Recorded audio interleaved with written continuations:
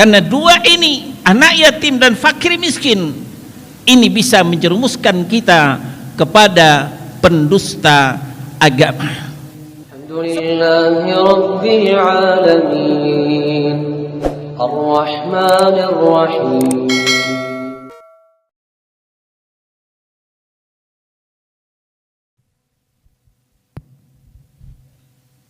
Innal hamdalillah nahmaduhu wa nasta'inuhu wa nastaghfiruh wa na'udzu billahi min syururi anfusina wa min sayyiati a'malina. May yahdihillahu fala mudilla lahu wa may yudlil fala hadiya lahu. Wa asyhadu an la ilaha illallah wahdahu la syarika lahu wa asyhadu anna Muhammadan 'abduhu wa rasuluh. Ya ayyuhalladzina amanu taqullaha haqqa tuqatih wa la tamutunna illa wa antum muslimun. Amma ba'du, fa inna asdaqal hadithi kitabullah wa khairal hadi hadi Muhammad sallallahu alaihi wasallam wa syarrul umuri muhdatsatuha wa kullu muhdatsatin bid'ah wa kullu bid'atin dhalalah wa kullu dhalalatin finnar. Faqala Allah tabaraka wa ta'ala fi kitabihil karim, a'udzu billahi minasy syaithanir rajim, bismillahirrahmanirrahim. Ara'aital ladzi yukadzibu bid-din fadzalika alladzi yad'ul yatim wa la yahuddu 'ala ta'amil miskin. Ikhwana fi din, azakumullah. Saudara-saudara kaum muslimin jamaah Jumat Masjid An-Nur Mall Ciputra, Jakarta Pusat. Tengah-tengah kesibukan dan kepadatan jadwal,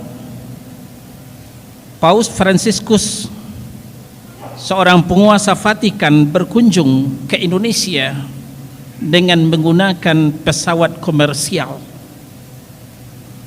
Setelah menempuh perjalanan yang sangat jauh, beliau tidak menginap di hotel mewah berbintang. Ini merupakan tamparan keras terhadap kita bangsa Indonesia setelah sebelumnya sempat viral bahwa putra mahkota menggunakan jet pribadi ketika berkunjung ke negeri Paman Syam. Di tengah-tengah ratusan anak bangsa yang jadi korban PHK, di tengah ratusan pedagang kecil yang terseok-seok, di tengah ribuan fakir miskin dan anak yatim yang serba kekurangan dalam keseharian mereka. Berbicara sederhana, kita sudah sepakat dengan ayat laqad kana lakum fi rasulillahi uswatun hasanah liman kana yarjullaha wal yawmal akhir wa dzakarallaha katsira. Sungguh telah ada pada diri Rasulullah sallallahu alaihi wasallam itu suri tauladan yang baik untukmu, bagi orang yang mengharap rahmat Allah dan kedatangan hari kiamat dan banyak mengingat Allah. Kalau kita melihat sirah nabawiyah, bagaimana sejarah Nabi sallallahu alaihi wasallam, beliau seorang penguasa dunia dan akhirat, bukan hanya penguasa Indonesia, bukan hanya penguasa Vatikan, bukan hanya penguasa satu negeri, tapi penguasa dunia dan akhirat. Diceritakan dalam sirah nabawiyah, di meja makan beliau tidak mengolesi roti, daging dan madu kecuali hanya saat menjamu tamu. Berpakaian, beliau selalu sederhana, pakaian yang sederhana berwarna putih, yang tidak mewah dan tidak mahal. Rumah beliau terbuat dari tembok bata dengan atap daun kurma yang dikeringkan. Dan kemudian setelah beliau diistirahatkan oleh Allah, setelah wafat, inna lillahi wa inna ilaihi raji'un, ternyata beliau hanya memiliki sebilah pedang, seekor keledai, dan sebidang tanah yang kemudian disedekahkan di jalan Allah. Itulah kesederhanaan yang ditunjukkan oleh Rasulullah sallallahu alaihi wasallam. Kenapa? Karena beliau masih menyadari banyak di antara umatnya yang berkekurangan, banyak di antara kaum muslimin yang di bawah garis kemiskinan. Untuk itu, kepada kita yang mengaku cinta Nabi, mengaku cinta Rasul, maka sangat naiflah kiranya kalau kita tidak mencontoh akhlaknya, kalau kita tidak mentauladani terutama kesederhanaannya. Beliau tidak bermewah-mewah, beliau tidak berlebih-lebihan. Ini yang diajarkan kepada kita sebagai umatnya. Lalu untuk apa harta itu digunakan? Harta itu digunakan kemudian disumbangkan, kemudian diberikan untuk kepentingan Islam. Terkenal dalam sejarah ada Baitul Mal untuk memperlancar dakwah. Bagaimana sampainya dakwah ke barat sampai ke Rom, ke timur sampai ke Persia, dan itu butuh biaya yang sangat besar.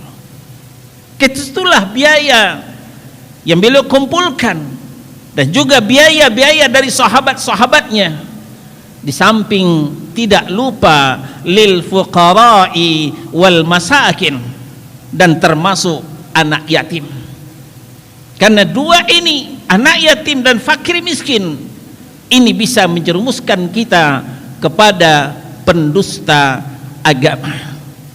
Seperti apa pendusta agama? Insyaallah nanti kita sampaikan pada khutbah yang kedua. Aqulu qawli hadza astaghfirullah li wa lakum wa lisairil mu'minina wal mu'minat wal muslimina wal muslimat fastaghfiruh innahu huwal ghafurur rahim. Alhamdulillah hamdan katsiran thayyiban mubarakan fih kama yuhibbu rabbuna wa yarda. Asyhadu an la ilaha illallah wahdahu la syarika lah wa asyhadu anna Muhammadan abduhu wa rasuluh. Ya ayyuhalladzina amanu taqullaha wa qulu qawlan sadida yuslih lakum a'malakum wa yaghfir lakum dhunubakum wa may yuti'illaha wa rasulahu faqad faza fawzan 'azima. Ikhwana fi din, azakumullah. Di penghujung Al-Ahzab surah 33 tadi Allah berfirman, wa may yuti'illaha wa rasulahu faqad faza fawzan 'azima. Barang siapa yang mentaati Allah dan Rasulnya, maka dia akan mendapatkan fauzan 'azimah, keberuntungan yang sangat besar.